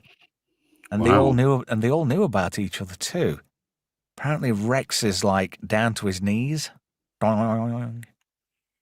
It's a bit like, remember, did you ever see Bachelor Party? No. Oh, you never seen that? The film that Tom Hanks wasn't in, Honest? No, never seen it. No, that's a shame. What about Basketball? Nope, never seen it. Oh, well, you're spoiling me references here. And he says, this gun's loaded. And if you just shot the cultural attaché, drops it on the floor, and then Wallace comes and knocks him out. Get in the back of the van. So that FBI guy was totally fake. And this reminded me of another film scene for some reason. He comes to in the back of this car, and Wallace is like, what are you doing awake? And there's a film, and similar thing happens. He goes, what are you doing up, dipshit? And knocks him out in the same manner. I can't think what film that is. But Wallace twats him, and then he wakes up in this ominous room, and there's a mysterious figure in the room. And it's David Garn from Depeche Mode, a.k.a. Ben Kingsley, playing the older version of Cosmo. But doesn't he look Depeche Mode there, or what? Just can't get enough. So. People are people, you know. And he's like, I thought you were dead. He says, well, I I might as was. well be. I was. And he offers him some aspirin and he does this like coin trick early on in the film. And then he does the same thing with takes some aspirin. He does the same trick with him. Franco says it's Gandhi. Yes, he did play Gandhi. No, it's the actor Trevor Slattery. Oh, yeah. Ah, he did indeed. He was Moloch, wasn't he? Was it The Mandarin? No, that was it. Yeah, was it 2 or 3? I think it was 3, yeah. They get more and more less memorable as time passes on. After Iron Man 2, if only Terrence Howard hadn't been a knob, he'd have continued. I thought he was perfect to be Rhodey. I would have loved to have seen him as he wanted War more Machine. money, and they offered him a pay cut for the second movie. Yeah. So he'd been great as War Machine. Yeah. I wonder if that's what sent him over the edge and sent him into Swappers territory. Possibly. Sorry, Swappers. We love you. Everybody's got to have a conspiracy theorist in your hours. So he shows him like a primitive a primitive spreadsheet. And he says, when I was in jail, I helped some very good family men make a few free phone calls. And he ends up with a plushy gig. So basically, Cosmo has become the main go-to IT man for the mob. So they use a very sophisticated encryption system for all their dealings from coast to coast. And if Janek's box became available to the NSA or any other government outlet, their secrets would be up for grabs. And they can't have that, so that's why he's got to have the box. I would have downloaded the Epstein files immediately. Yeah. Above my pay grade, but I'd like to see who's on that list. Oh, yes. Because it's funny how it were all going to come out in wash, Cash Patel, but it never did. It never did. So he says he wants to have a more in-depth chat with Marty. So he takes him into this room, and it's like a mock-up of a Cray too, isn't it? It is. Obviously, it's not a real Cray 2, because the budget would not allow. I don't think it is anyway. Not on a $23 million budget. Oh, I don't know. I'm sure they could have borrowed one. Yeah, it's a lot of moving to do. Have you ever seen how complex a Cray is inside? No, never. There's a channel called, I think it's Asianometry. And they've got several documentaries on Cray computers. The early years. The Cray, the first one, the Cray, and the Cray 2. I've just checked it up at the computer in the room of Cosmo's office. It's a Cray YMP. It is an actual genuine article. A multi-million-dollar supercomputer that was one of the world's fastest at the time. Holy shit, and I thought it was a mock-up. That's a bit of an expensive prop to get hold of. I don't know, a bit of plywood and some cellophane, Blue Peter it a bit, you could pull it off. A couple of LEDs, yeah, you would have been there. Wow, real deal. I am impressed. It went above and beyond. On a 23 mil budget, who's got a Cray knocking about that they could actually... Do you know, people are selling these fucking things on Craigslist now in America. Are they? Yeah. For cheap as well. We're talking like 2-3 grand you can buy one of these Crays. I've seen it happen. I've seen the stories on YouTube, whether these people were just bullshitting. So, Cosmo goes into this bit of a diatribe about pain and suffering. And he says, be a bugger, wouldn't it, if your real identity came out? But because he's got hold of Janek's box now, he can do that. And Bryce is like, don't do it. Don't do it. Don't do it. It's kind of begging him in a very passive-aggressive way. But he's like, fuck you. Yeah, puts his alias in there. Yeah, I went to jail for you. And Cosmo's a bit of an ungrateful shit because Marty was going for pizza. Yeah, I mean, he did spend time in prison, quite a substantial amount of time, while Marty seemed to have got away scot-free. Yeah, he went to Canada, didn't he? So I can imagine that he does have a little bit of bitterness about him. Yeah. A bit betrayed. Perhaps he thought they should have both gone down. I think Cosmo was definitely a bottom bunker, don't you? He looks the type with the ponytail. Yeah, I wonder if he tried the prison delicacy, the pillow. and chewed on that for... Bite down. It'll be over shortly. Yeah. Oh, dear. If you've ever been in prison, I do feel sorry for you. So anyway, instead of knocking him out this time with the butt of a gun, Dick actually chokes him the fuck out. But look at Dick now. He doesn't look all nice guy, does he? He looks mean bastard now. And it's hard to imagine Timothy Busfield being a hard bastard. But he does. He chokes him out. And then, look, you've got Alcatraz in the background. So it's a clear morning on the bay. And they chuck Marty out of a moving vehicle. But it's funny that. You've got the whole prison analogy. And in there, you've got it in the background. Very well put together. The top of that cliff must be another one of the most filmed points in San Francisco. Because how many films has that particular shot been used for? And if you look carefully, you can see Nicolas Cage and Sean Connery. Do you know, I've never seen The Rock. What? I've never seen The Rock. You've never seen The Rock? No. Holy crap. Hey, I'll go one further. Swappers was a gog earlier, quite literally jaw on the floor, when I told him I'd never seen Seven. Oh, I haven't seen that film either, so you're not alone. He sent me a meme, and I didn't get it, so I asked for clarification. Was it the What's in the Box? Yeah. Did he send it you? No, I've seen the reference about, and I've watched a few videos where it's referenced, but I've never actually seen the movie. So anyway, he turns up at Liz's and says, I've had a rough night. She's gorgeous. She is. Even with the short hair, she is so fine. And she has been trying to get in contact with him, but somebody else picked his phone up. Yeah, true. So she's been fearing the worst. I wonder, when he went in, did he give her a cheeky shag? She doesn't look the type to go for a cheeky shag, would she? Maybe not a cheeky shag, but I'm sure she could throat him in a few minutes. I bet she could go at that like a goose and a slice of mother's pride. Nice. That's just put me off a pot knacker. So he gets onto the phone to the rest of the guys, and he's like, you're going to have to bail. And then it comes out on the news that it's been leaked to a local radio station that the same person who murdered Janek also murdered Greg. All very mysterious circumstances. So the sneakers take over Liz's apartment, and she's thoroughly impressed.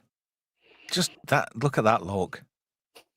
Do you know in how she is there? If they lightened her hair to a mid-tone ginger, she would have made the perfect Lois Griffin in a movie. You think so? Yeah. Just not the voice, though. Oh, Peter. She's a parody, and Marge Simpson is Lois Griffin. I do like both shows. I don't know. I think I'm also on board with Family Guy, but I never watched the Cleveland show. Cleveland show, you were going to say Cleveland there, show, the Cleveland show. That's just nasty. Oh, God. I've got the, what's his name, Mike? Oh, God, who does the voice of Cleveland? No. I'm really shit with names all of a sudden, but he does the same voice as Bruce in Family Guy, which makes me do the, stop, not so fast, y'all. If you think you can all up and run away, you're crazy. I like to eat people from other planets, especially y'all. I like to eat people from other planets too. Oh, no, now you just get back up in there, little mouth. I'll get you when I'm eating them. Zoop. Do you want to know an interesting fact? Go for it. It's totally boring and irrelevant, but it's relevant between me and Family Guy. I'm actually using the same microphone that they used to record the dialogue for Family Guy. Really? And I chose this microphone expressly because that was the microphone they used on Family Guy. Wow. It's a Neumann TLM 193. cardioid microphone, made in Germany. Oh, I have generic 59.95. Yeah, but I need I need it. So I You need the sound pro like mic. I need the pro mic to make me sound like I'm on the radio. Although I must admit, I have got a shit ton of processing on as well, which you probably wouldn't guess at first. No, I think my computer's about 10 years old, so it barely struggles along. Yeah. Well, I can run 2 screens quite successfully, but I would love to have 2 screens in here. In fact, I contemplated it. I needed another monitor arm, but the one that I wanted, they don't do on Amazon anymore. Because I'd have to position another monitor a good height above my head, but have to be at the same angle as the stairs. Do you know what I mean? Offset it from the wall, so I'd have to look up.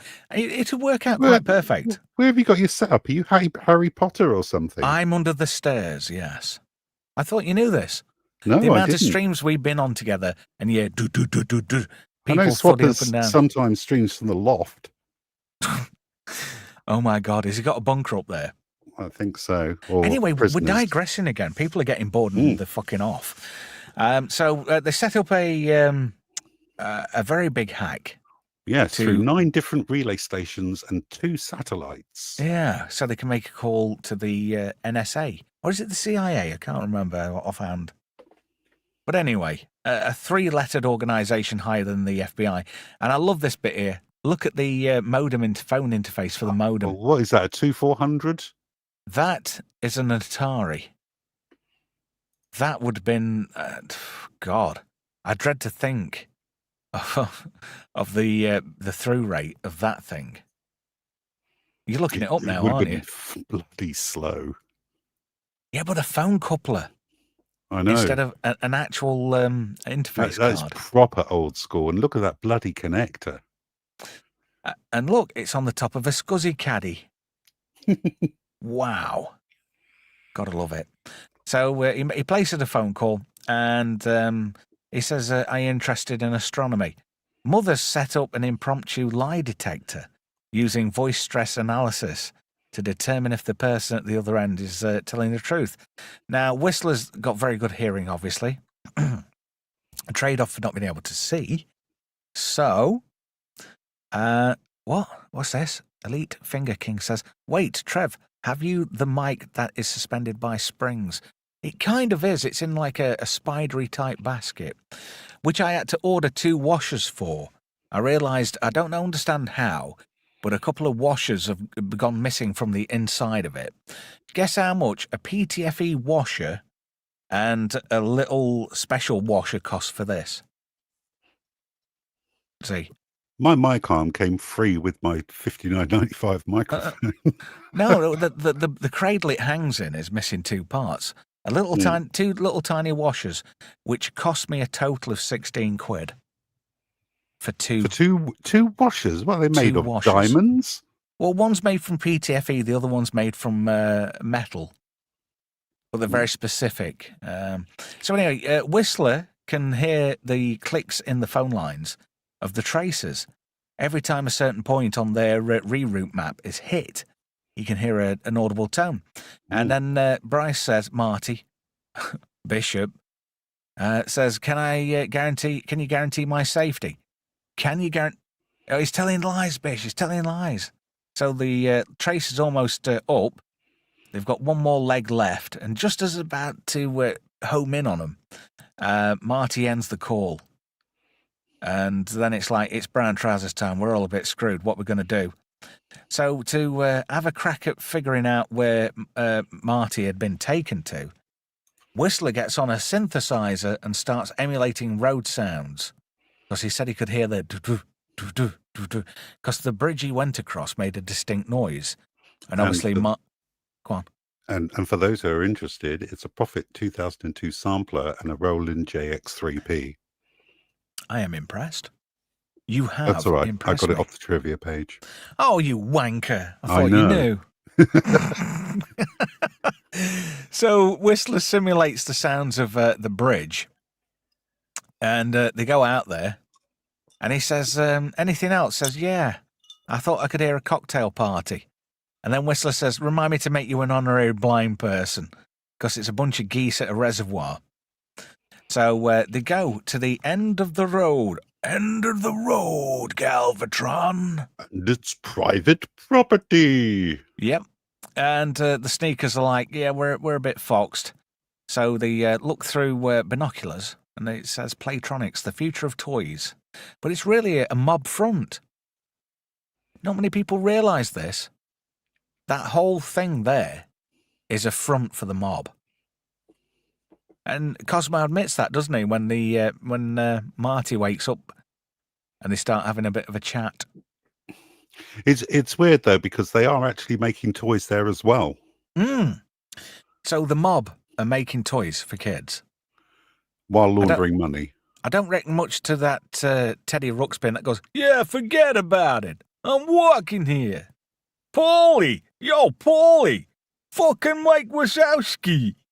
That'd be cool, wouldn't it, have a toy like that, like a Sopranos action figure, what talks?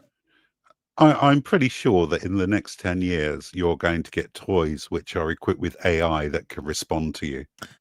Oh, God. That's just giving me a terrible thought. Remember in the movie AI, the really awful Kubrick movie, where David has Teddy? Can you imagine having one of those? No. Oh, right. So anyway, it says it's not any normal building. They've got laser fencing and they've got this and they've got that. Obviously, he knows the tricks of the trade. He can spot all the ins and outs of what's going off. So they point a camera with a very long-range microphone on it. Yeah, nice parabolic mic they've got there. And Whistler picks up all the different ultrasound frequencies that are being emitted from the building. Ridiculously protected. Anybody who's a geek about microphones will realise quickly that's a Sennheiser MKH416.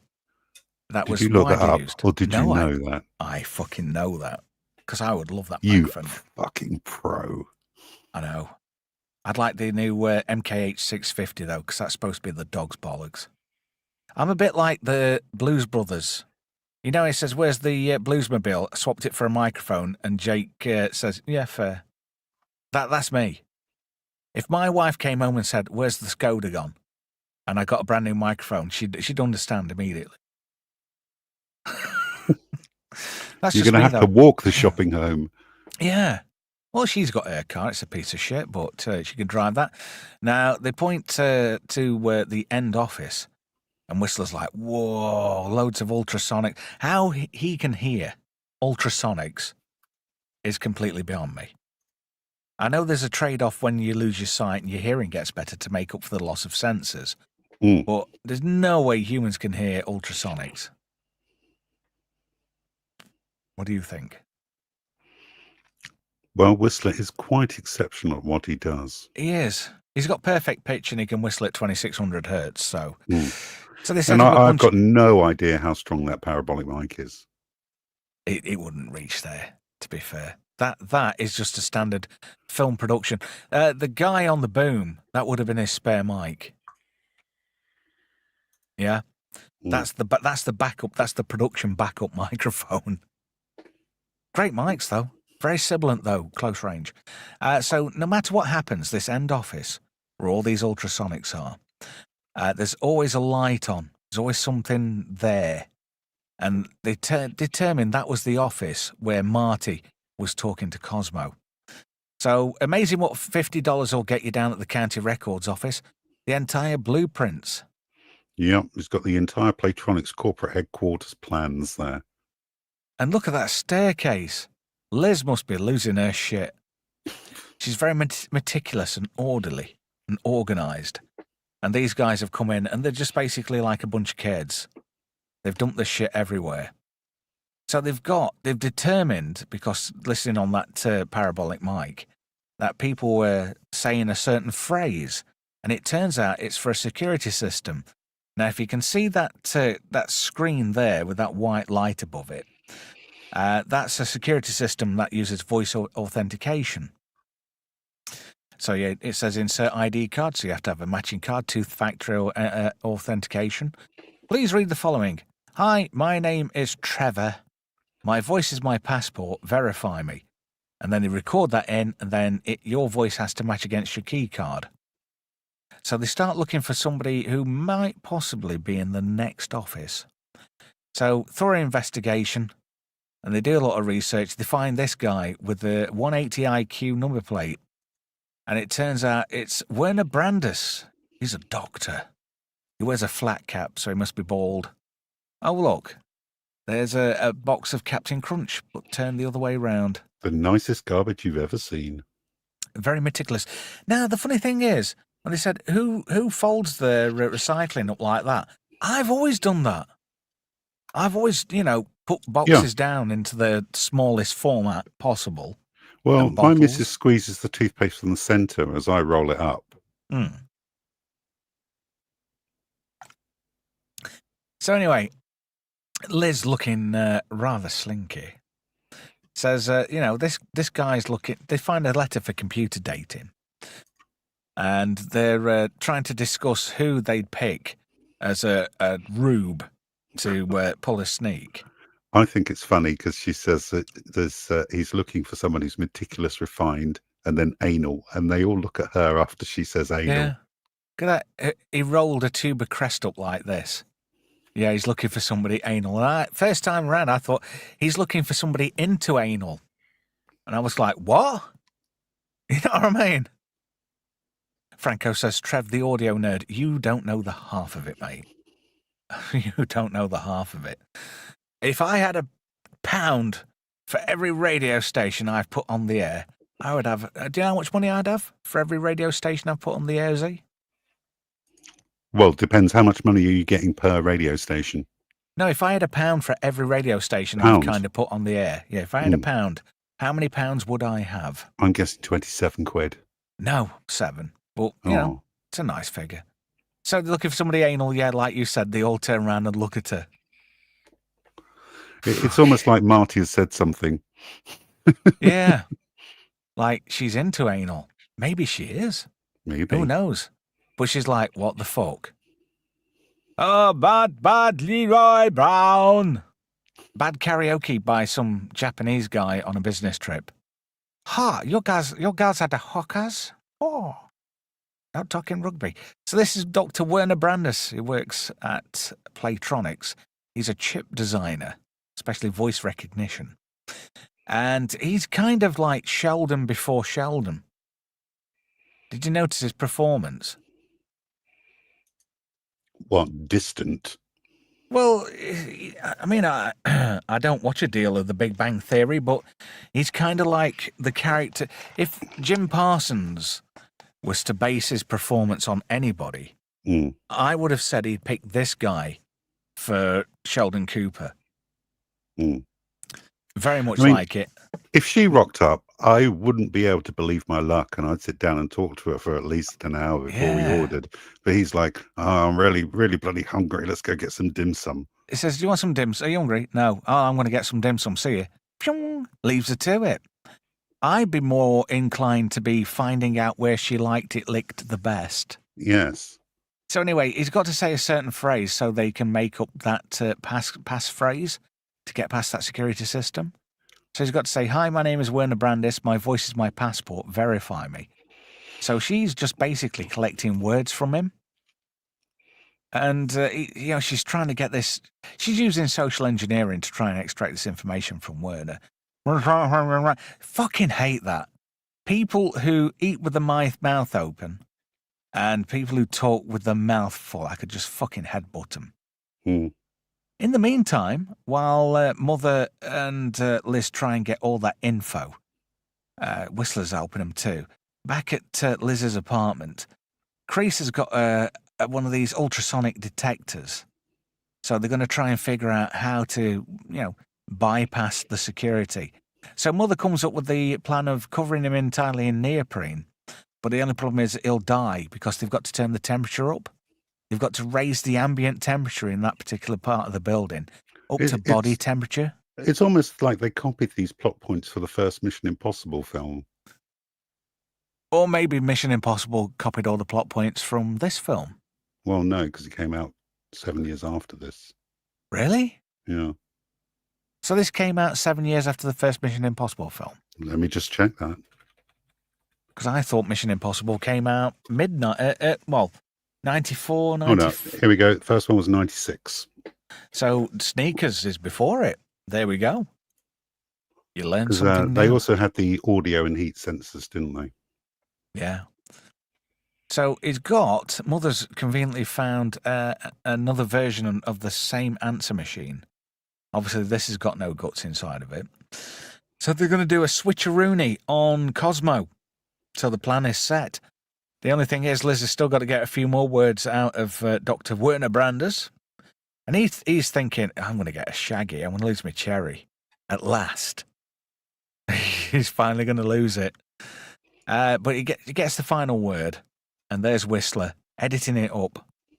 I don't know how Blind Man edits tape. I've got to say that the only thing that I found ham-fisted about this was her attempt to get the word passport out of him. There's loads of different ways you could have done that. Yeah. And this guy's got an IQ, supposed to have an IQ of 180. But he's as thick as pig shit around women. He is, yeah. Oh, well. So anyway, Carl's managed to get onto the premises. They never explain how he did that, considering they got all that laser fencing and all these security measures. But Carl's conveniently dolled himself up as one of the garden staff. So that's how he's managed to get there. And he says to the security guy, he says, "Can I use you, John?" So he goes into the loo and he gets up into the rafters. A bit like Swappers when he goes up in his bunker in his loft. So after a while, the security guard's like thinking, either he's having a really big shit or he's up to no good. I like to think he's gone for a big shit. Maybe he had a rough curry the night before. Who knows? So he goes to check, goes in the toilet. Nothing there. And he's like, comes back out. Oh, and he says, I see him. But it's really Mother. They've swapped places. So they've got an inside man. And this is a great scene. I like where he goes into the inner workings of the building. And then the lift nearly takes his head off. Yeah. Inner workings and a lift, just like the start of Mission Impossible. Yeah. I also got the Sith vibe. You know, when they're on the lift. Oh, Revenge of the Sith, when they go down the shaft. Yeah. As you do. When they're sliding up and down Dooku's shaft. Do it. Do it. Kill him, mannequin. Do it. Do it now. So anyway, Carl goes in and gets into the heating control for that room and sets a thing up to make it go up to body temperature, which is in Fahrenheit. And I'm shit with Fahrenheit because I don't know it. In the meantime, Liz manages to sneak out Werner's wallet.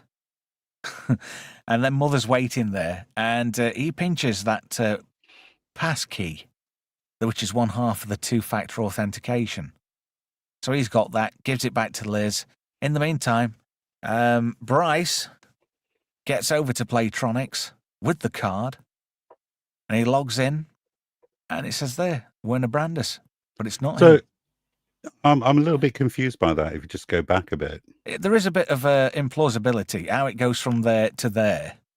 Well, no, the printout. Yeah. So exactly what time did this restaurant close? Yeah, because they were chucking them out. It was gone midnight.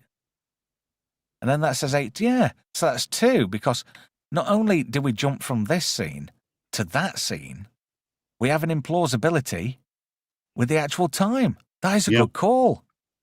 You're not just looking on IMDb at goofs, are you? Oh, no. I'll pick that up while I was watching it. Because I'm genuinely impressed by that. In 8:29 on the next print. Yeah, I'm genuinely impressed. So what time exactly did that restaurant close? If it's before 8 o'clock, then it's a bit of a shit restaurant. Yeah, I'm not going there. So anyway, Bryce gets hold of that tape and it says, "My name is..." He starts it off first, though, and it's in double speed. It sounds like a fucking chipmunk. But it says on the screen, speak slower. Yeah, the AI is that well attuned that it knows it's speaking too fast. So he gives it another go. And there we go. He's got in. And he's into Brandes' office. Then it says 8:32. Oh, there we go. 8:32. My bad. Yeah. I'm glad I went deep on the timestamps now. It's given your whole argument total credence. Well impressed. Unless it was a Sunday. I can understand why you do the job you do. I can imagine you being very crest tubey foldy uppy like in your investigations, sir. Oh yes, I'm very detailed sometimes. How did Beryl end up in a mine shaft? Oh, look, he's made an entry into room 317. And the room next door, which is Cosmo's office, is almost up to body temperature, I guess. So they're trying to get to 98.6 must be body temperature in Fahrenheit. I'm sure our American chums will inform me of that. And that's to bring the room up to body temperature so Bishop can go in there and walk at 2 inches per second to get to the magical box, Janek's box. So like Kreese is telling him, right, you're good to go now, you've reached temperature. He's found a blind spot and jumped down there. And then he starts walking at 2 inches per second. In the meantime, Werner's trying to get into Liz's nudge packet. And she says, what do you do then? Knowing fully well what he does. And he says, I designed the AI chip for this doggo thing. So he sets it off, it's play dead, and then Werner says something rather innocuous like, go forward. He's trying to tell Liz how to get to his bedroom. That's where the phone is, conveniently. I'm thinking this guy's a bit date grapey, if you know what I mean. And another plot point I'd like to bring up that I picked up, did not get this from a trivia site, but he cooked a meal when they got back. Hadn't they just come from a restaurant? I noticed that. Like you said, if they chucked out at 8 o'clock, maybe they wanted a bit of a late supper, maybe a bit of cheese on toast about 11:30. Bit of black pepper, a little bit of brown sauce. Perfect. Some endos on it. Oh, yeah. You've got to have endos on it. Not Liam Perrin's endos. So eventually this toy dog knocks over Liz's handbag. So Werner picks it up, and it turns out she's not who she says on the tin. In the meantime, Marty... I'm going to be honest with you. This is something that she could have easily got out with a bit of social engineering, because a lot of women don't use their real name on first dates. Yeah, she could have quite easily got around that, no problem. So Marty's heading over towards that... I know you can't see it very well, but to the left of the fish tank, on that table, is a silver little flight casey briefcase, like them fancy ones used to get for your cameras in the 90s. So it's like a bit of a flight case. That's where Janek's box is. So Marty's got to make his way all over there, past that cray. I'm well impressed that's a real cray. In the meantime, Liz is trying to make a phone call. She can't get through to anybody. And Brandis is quite rude. He's like, hey, you. Hey, you. Yeah, you. Come here. I want to talk to you. You know, like that clown did in Scary Movie 2? Ray Ray's got a new game for you. Hey, what are you doing? Could you go? Da-da-da-da-da-da. I love that scene. You know the one they replicated from Poltergeist? Yes. I am familiar with the work. Ray's got a massive clown retrieval module. So anyway, Brandis takes Liz for a ride. And then Mother and Kreese are a bit shocked to discover that Brandis has taken Liz to Playronics. So there's a bit of a fuss kicking off. In the meantime, Marty's managed to get hold of the magical box. He's done a swap with the fake answer machine. So just in the nick of time, he managed to get back up into the rafters, shall we say. Brandis causes a bit of a commotion, and Depeche Mode says, let's go and check your office out. I can't call him Ben Kingsley. I can't call him Cosmo. It's Dave. Gandhi. Yeah. Trevor. Was it Trevor? Trevor Slattery, yes. Yeah. Oh, it's just so funny. He was great. That was the ubiquitous career cash grab role, wasn't it, for him? But I mean, he worked for him because he got a short out of it, All Hail to the King, which appeared on one of the MCU DVDs, and then also appeared in Shang-Chi, Legend of the Ten Rings. I never watched that. That just did not appeal to me whatsoever. It's not great. But then I despise Aquafina. What can I say? Yeah. Oh, she always sounds like she's just smoked 40 Benson and Hedges. Oh, yeah, down the park with a bottle of White Lightning as a chaser. Oh, yes. And maybe a couple of lads in the 4th year for 20 fags more. So anyway, Marty's up in the rafters, hearing all this, and Liz is like, oh, you should be ashamed of yourself. No wonder you don't get any fanny, you nerd. And there's Wallace and Dick Gordon. And Dick's like really like, very sorry, ma'am. He's really well-mannered towards women. And she says, that's the last time I go out on a computer date. And then Depeche Mode says, whoa, hang on a fucking minute. Computer dating matched you with him. I don't fucking think so, love. And it kind of goes a bit pear-shaped. It goes sideways from there, doesn't it? Yeah, I mean, in the modern day, it probably would. Because, just swipe right, swipe left. And then you can go out on a very expensive meal with her while she plays on a fucking phone for 3 hours. Yeah, taking pictures of it. They call it date and dine now, where a bit like where they fuck off without paying. That's what a lot of women do now. Well, certain types of women, maybe. See, I don't know. I don't really chase the punani. No, I've got straight. Everything I need right here. Right, I am straight, 100% straight, but I would not go out my way, and I never have been. I would never go out my way for Fanny, ever. No, I don't play the White Knight. I don't play the fucking Feminine Wiles game, and I've told all the women I've been with, none of that shit here. That shit don't work with Trevor. Well, I've often talked to the missus about what would happen, because she brings it up a lot, what would happen if you died, and what would happen if I died. And I said, I probably wouldn't remarry. I've done it twice. I don't really need to do it again. How about you? And she just went, big black cock. And that's the monetization gone. Nice. Cheers, eh? Thank you.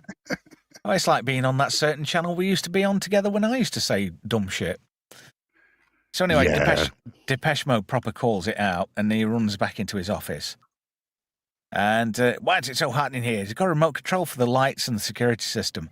And he opens up his box, and his box is empty, and it's Maddie! And then all of a sudden, all the lights kick on the floods. A bit like Dallas. And, I didn't. Who kicked on the floods in Alien? I don't know. I never found that out. Might have been Brett. Anyway, it's all gone proper. Wheels have come off. Cosmo's gone full paranoid, and he sends Wallace out to get Marty, because he knows he's knocking about somewhere. And thanks to those plans what Carl got, Kreese can guide him around this building. And then Mother's like, oh no, they've discovered the cameras. And he looks like somebody on a fucking photo fit picture, doesn't he? He does a bit. Do you remember? It is kind of ironic that the thing that actually saves them is the non-digital plot device. Well, yeah, it does. But interesting thing, can you remember when they used to show you photo fit pictures on the news at night time? Yeah. Like news at 10? Absolutely. Can you remember when they looked like Guess Who?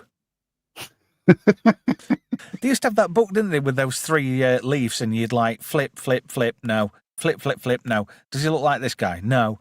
No. But he definitely looks like somebody who's been on Crime Watchers or Crime Watch. Yeah.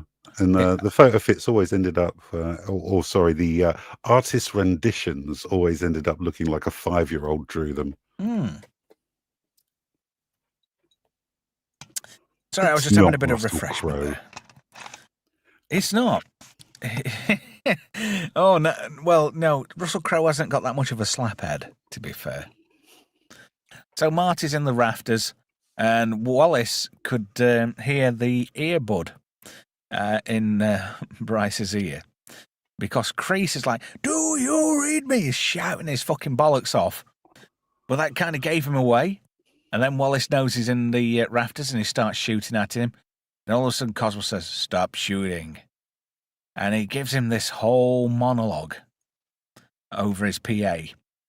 And then Marty kind of gives up. And just as he opens that flap, Wallace cocks his gun. And he does it in such a way. It's like really... I noticed there's a lot of use of sound effects to punctuate certain scenes. So, in Cosmo's office, oh, you're all right? Yeah, no, not too bad. Yeah. Did you watch David Attenborough last night? No, I didn't. I was too busy watching Frank Sidebottom. Had 2 dinners. I'm absolutely full. I can't do anything. Yeah, she's absolutely rigid. And then Marty's trying to talk Cosmo round because he knows how this is going to get played. Him and Liz are going to get shot in the face and dumped somewhere. So he's like saying, you can't kill me. And I'll tell you why, because we're friends. And Cosmo says, no, I can't kill my friend. And he turns to Wallace and says, please kill my friend. And Dick Gordon's like, yeah, shit, I get to shoot somebody in the face. Excellent. I get to kill someone in your office. I just imagine him when he gets home to his husband. Nice day at the office, Dick. Oh, I had a fantastic day, Clive. Oh, I got to shoot some fucker in the face at close range. It was mint. Oh, I noticed you've got some blood splatter on your shirt. That'll never wash out. It's not going to come out. There's not enough. Fortunately, I've got 5 crates of Drano. Yeah. There's not enough Persil in the world. And Wallace is like shit hot. And then Marty says, now. And nothing's quite happening. Because Carl's like, no, I'm not going to do it. And then he does it. He drops down out the ceiling, gets the drop on the bad guys. So Marty manages to get the gun off. He doesn't quite get it off. But Dick dropped his shooter. And Liz picks it up, fires at the ceiling, gets Wallace's attention. And then it's like, shoes on the other foot now, mate. You can see where he's going with this. Palm of his hand is just in shot there on the far right-hand side. And he twats Wallace right in the middle of the skull. Gives him a taste of his own medicine. And then he bollocks Carl for not doing it sooner. So they all kind of do one. They cheese it. And straight up onto the roof. And I tried to time this shot. Didn't quite pull it off. Because there's a certain part, if you pause it just right, you can see Mary McDonnell's arse, and it looks so sweet. It really does look sweet. But I digress. I think we've bored everybody in the chat. Sorry, chat. I know we've completely bored you. I do apologise. So anyway, the gang say, whereabouts are you? And their truck's up on the hill, and they flash twice, so they all start trying to make a run for it. Unfortunately, Mother and Crease, these security guards, basically stop them in the tracks. And the security guard says, and you too, Midnight. Yeah, just gives him that look. Oh, you racist mother. Yeah, a totally unwarranted racist comment. But luckily, Whistler's in the back. Oh, look, 3M tape. It's 308. No, is it 808 stock? I can't tell. I'm just looking on the NAB reels. I miss reel to reel. Fucking used to love that. Oh, come back, Revox B77. All is forgiven. So anyway, he gets on his... I've just accidentally skipped a scene. So they take the guys outside. Whistler gets on the radio, tells Bishop exactly what's getting on. And he tells him to get in the driver's seat. So a blind man's going to drive the truck. And he says, put it in reverse. Which one's reverse? He says, one down. And he talks him through the entire process of getting this vehicle moving. And just as he does that, it's just enough of a distraction, right? And he puts it in gear. Well, what Americans do call gear. Guy turns around and Crease just kicks the shit out of the pair of them. He says, I never told you why I got fired from the CIA, because I'm a bad motherfucker. There we go. It's pretty much that. Tom says in the chat, it is Russell Crowe. No, it's not. It's just some guy. Hello to Tom, by the way. Hello to anybody else who's still left in the chat. I know I keep it up on the screen now, but I really do feel like I do sort of let the chat slip a little bit, but that's not on purpose. I'm kind of having a real blast, to be fair. So anyway, Whistler starts driving backwards, goes through these gates, and Marty's giving him directions. Yeah, keep coming. And it goes over all these bumps in the car park, and he hits several cars, and then he hits the wall, and he says, yeah, there's good. Yeah, and there he says, 5 more seconds, then stop. And then he just suddenly smacks into the wall. Yeah. But I knew this shot would come in handy. This is the one I mentioned at the beginning of the stream. And I thought this would get you snotting a little bit, Z. Yeah, this is the one that made me laugh when I watched it last night. like I said, he's the plucky comic relief. He's a bit like Guy in Galaxy Quest. So anyway, all the gang get on board. Marty's still on top of the building of Playronics. And, he's having a bit of a very deep discussion. I'm going to try and find it, but he comes out with this monologue. And it really is good. Here we go. I've got it. Oh, no, it's took me over to Ben Kingsley's profile now. Where are we? Yeah, he says, there's a war out there, old friend. A world war. And it's not about who's got the most bullets. It's about who controls the information. What we see and hear, how we work, what we think. It's all about the information. How fucking relevant is that line of dialogue in 21st century? Absolutely. It's a tremendous critique on society as it is today and how everything is controlled by information. And even in 1992, everything that Cosmo says right here, completely relevant today. It is. Just on a side note, Franco says, Trev, Revox made a new reel-to-reel about 3 years ago, Revox B77 Mark III. I'm going to have a look that up. I'm going to have to get my PR99 out of mothballs. Oh dear, that's the Skoda gone. Yeah. Anyway, yeah, but that line, it sold me. It's like, wow, this is 1992. How can somebody in 1992 think that entire concept up? So prophetic. All down to Phil Alden Robinson, Lawrence Lasker, and Walter F. Parks. Just really, really intuitive. And it's true. We do live in an information age now. It's all ones and zeros, even the money. Yeah.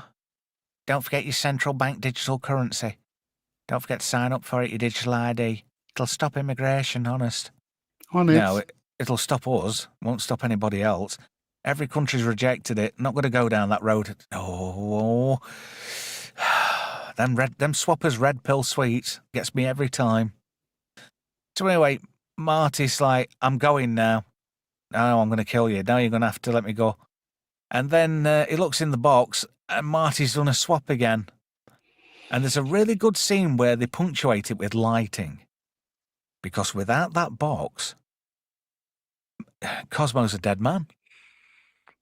The kind of people he's working for are not the people you want to upset. So he knows for a fact he's fucking brown bread. You know? So the gang leave Playronics. They've got the magic box. And back at the HQ, they all go back and they're all like, yeah, we beat the bad guys. And it's like, hands up, motherfucker. It's the NSA. It's the NSA. The real NSA, headed up by NSA this time. Vader. What colour? I know what colour knickers you have on. You can't, that's impossible. I've felt your your presence. Your presence, yes, presence. That reminds me of that really shit joke where Luke Skywalker and Darth Vader having that big fight about Christmas. You know that one? I know what you're getting for Christmas. No, you don't. It's not true. It's impossible. I have felt your presence. Oh, dear. Dad jokes are plenty. So they're all like, yeah, we're pretty screwed. And then this guy, Mr. Diane Abbott. Is it Mr. Abbott?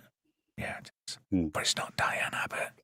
Bernard Abbott from the Bernard. Why do Americans say Bernard? It's Bernard. Bernard. Well, yeah. Bernard is obviously Nursey from Blackadder too. Yeah. So Bernard is probably more fitting. Like Bernard from Westworld. Yes. I was so disappointed in that show. Well, season one was an absolute masterpiece. It was, because Anthony Hopkins... See, the budget was good. They had Anthony Hopkins, and then, your typical... Tom says in the chat, I've got to put this up on the screen. Darth Abbott. I like that. That is good. I like that. That is possibly the line of the show right there. I've took myself off for... what were we saying? Sure. Bernard, yeah. Westworld. Yeah, they got the budget, they got the actors, And then usual thing, right, it's established now. You don't need as much money. Jonathan Nolan and is it Lisa Joy, his wife? Don't know. But I think season so. 2 turned into an absolute woke girl boss fest. And I got to the end of it and I thought, fuck, I'm not watching this anymore. I tell you something, there are a few points in this film where it does go a little bit woke. And this film is kind of before woke became a thing. It is. I mean, the actions at the beginning of the film are with good intentions. But it's left wing. But it is definitely left wing thinking. Yeah. Do you know something, guys? You need to think for yourself. You know? You just, I don't know, don't be on anybody's side. I'm a bit like Gaius Baltar. I'm on nobody's side.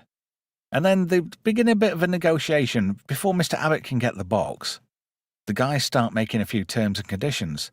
Mother wants a Winnebago with a waterbed, an AM/FM CD player, and it's got to be, is it burgundy or maroon? Burgundy interior? Stay classy, Burgundy, I think. Stay classy, San Diego. Next up, there's this lass here. And, Abbott's like, anything else? And Chris is like, I haven't been, me and my wife have never been to Europe. And he goes, I'm sorry. But he says, I want a holiday and round tickets and a final stop off in Tahiti. And Darth Abbott's like, what the fuck? We're the NSA. We could take you out in the middle of nowhere, increase your lead intake, and that'll be it. And he says to Carl, what do you want? He says, I want that girl's number with the Uzi. And so do I. Yeah. Martin says, he says, brass ring here, Carl. And he says, no, I'm good with that. And she says, you could have anything. And all you want is my number. And he's like, yeah. I'm Carl, by the way. I'm Mary. Oh, yeah. And I'm going to be sick. And to hear Darth Vader say that, all I thought was, I'm going to throw up. You know what I mean? The number that Mary gives him during that scene is an actual phone number from the San Francisco area, which they had an answering machine message promoting the movie if you called it. Really? That is so cool. But, I like that. It reverted back to a distributable number after the film finished. And whoever's got it now still gets crank calls to this day. Do you know what? Gonna fucking do it. I think if Friday Night Shite goes ahead this week, I think I ought to make the call. Hello, is Mary from the NSA there? I might not be able to get away with it with my GIF-GAF SIM card. I might look a right twat if I try and do it. I'm sorry. Franco says, awesome trivia, Z. Yeah, well done. That's top banana, mate. I like that. Well done. Excellent. So anyway, Whistler wants... Don't call her, though, whoever it is. No. So he says, what do you want? He says, I want world peace and goodwill to all men. And like Abbott's like, yeah, all right, then no, carry on. He says, do you want anything? No, I'm fine. And then last thing is, he says, you never saw this box. And he's like, what box? And Liz says, you do realize you've given them the power to get into everybody's information. And he says, no, it doesn't work. Well, what do you mean? I've seen it work. He says, not work without this. He's pulled the main interface card out. So it's not going to work. It's just going to be like an empty card frame. And then the last scene of the film is, it's been a bad night for this Democratic hang on, I'm trying to get how American politics works. The Republicans have done bad. They've lost a shit ton of cash. Meanwhile, Amnesty International, Greenpeace, and the Keith Chegwin Foundation have all done well with anonymous donations. Keith Chegwin's now going to have a penis extension for Naked Jungle 2. Final thoughts on this one, Z? Is it just a great movie, or is it one you can sort of let go by the way?